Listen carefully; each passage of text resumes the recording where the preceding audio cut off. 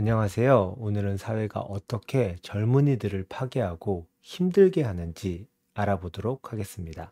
스캇 갤러웨이 교수는 올해 4월 테드에서 미국 사회가 어떻게 청년의 미래를 망치고 있는지에 대해 발표했습니다. 갤러웨이 교수가 생각하는 미국이 직면한 가장 큰 도전은 불평등, 기후변화, 중동의 전쟁이 아니라 청년 세대에 대한 전쟁이라고 주장했습니다. 사회가 젊은 세대를 어떻게 대하는지를 살펴보면 사회가 얼마나 진보했는지 알아볼 수 있습니다. 지난 20년 동안 미국과 한국 사회는 청년을 어떻게 대우했고 그 과정에서 어떤 일이 발생했을까요? 지난 20년 동안 미국과 한국 사회는 암묵적인 사회 계약을 깨뜨렸습니다. 과거 청년들은 성실하게 일하고 규칙을 따르면 부모보다 더 잘 살게 될 것이다 라는 믿음이 있었죠. 하지만 현재의 청년들은 이런 믿음이 없습니다. 실제로 미국과 한국 역사상 처음으로 청년들은 부모 세대보다 경제적으로 어렵게 살고 있습니다. 오늘날 25세 청년들은 그들의 부모와 조부모가 같은 나이에 받았던 것보다 적게 벌고 있으며 이전 세대가 상상할 수 없었던 학자금 부채를 지고 있습니다. 그리고 주거 비용도 크게 증가했죠. 통계 수치를 보면요. 오늘날 25세 청년들은 그들의 부모와 조부모가 같은 나이에 받았던 것보다 적게 벌고 있으며 이전 세대가 상상할 수 없었던 학자금 부채를 지고 있습니다. 그리고 주거 비용도 크게 증가했죠. 통계 자료를 보면요. 우리 할아버지, 할머니 세대들은 7만 4천 불을 벌었고요. 그리고 지금의 청년 세대인 2000년대생은 5만 6천 불을 벌고 있습니다. 수입이 굉장히 크게 감소한 걸 알 수 있죠. 그에 비해 대학 등록금은 엄청나게 올랐습니다. 수입 대비해서 우리 할아버지 세대들은 13%만 내면은 대학 등록금을 충당할 수 있었는데 지금은 43%까지 올라갔죠. 그리고 수입에 비해 주택 가격도 어마어마하게 상승했습니다. 자, 할아버지 세대는 3년 정도 월급을 모으면 집을 살 수 있었죠. 하지만 지금의 청년은 7년 정도 모아야 됩니다. 서울 같은 경우에는 7년으로 어림도 없죠. 20년 이상 월급을 쓰지 않고 모아야지 집을 살 수 있는 수준으로 주택 가격이 굉장히 높아진 것을 알 수 있습니다. 암묵적 사회 계약의 붕괴는 청년들에게 분노와 수치심을 남겼습니다. 청년들은 그야말로 여러 가지 지표로 볼 때 과거보다 매우 힘들어하고 있습니다. 몇 가지 지표를 살펴보면요. 셀프-함 레이트, 자해하는 학생들의 숫자죠. 여기 보면은 여학생들의 자해하는 학생 수가 굉장히 크게 늘어난 것을 알 수 있습니다. 그리고 teens with depression, 우울증을 갖고 있는 여자 학생들의 수치도 굉장히 크게 증가한 것을 알 수 있죠. 거의 30%에 근접하는 수치까지 올라왔습니다. 자, 그리고 또 이것도 굉장히 흥미로운 통계 수치인데요. No sex in past year. 지난 몇 년 동안 섹스를 하지 않는 18세에서 30세 비율을 보면은 이건 흥미롭게도 플럭추에이션 하다가 남성들이 2010년 이후에 굉장히 높아진 것을 알 수 있습니다. 거의 30%의 남자가 지난 1년 동안 섹스를 하지 않는다고 응답을 했죠. 자, 그리고 비만율 또한 굉장히 크게 높아지고 있고, 그리고 마약 오버도스에 따른 죽음도 크게 늘어난 것을 알 수 있습니다.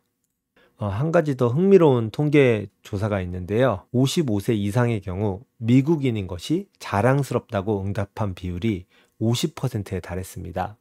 이에 반해 18세에서 34세의 경우 미국인인 것이 자랑스럽다고 응답한 비율이 18%에 불과했습니다. 한국도 상황이 크게 다르지 않은 것 같습니다.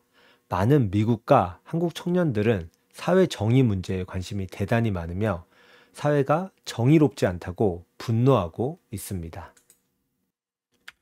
자산의 분포를 보면요. 1989년도에는 40세 미만 성인이 가계 자산의 12%를 차지했습니다. 70세 이상은 19%를 차지했는데요. 근데 약 30년 동안 어떤 변화가 있었냐면 70대 이상이 차지하는 부의 비율이 30%로 크게 증가했죠. 이에 반해 40대 이하가 가지고 있는 부의 비율은 7%로 크게 감소한 것을 알 수 있습니다. 고등교육은 세대 간 격차를 줄일 수 있는 가장 효과적인 수단입니다.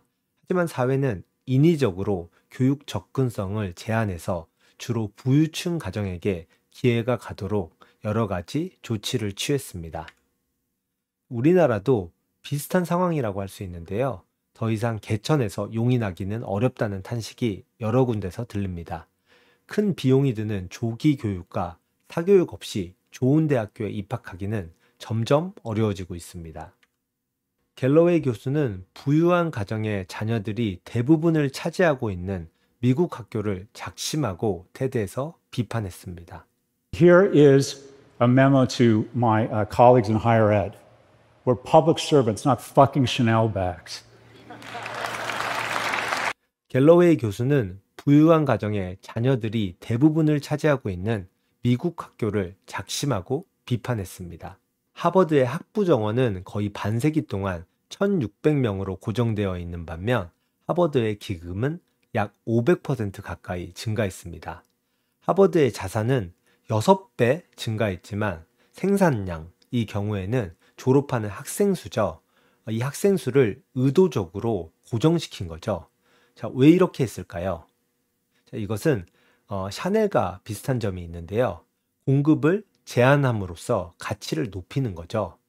명품 가방을 만드는 이 기업 같은 경우에는 이런 전략이 이해가 되긴 하죠. 하지만 고등교육기관이 이런 행위를 한다는 것은 사실 좀 이해하기 어렵습니다.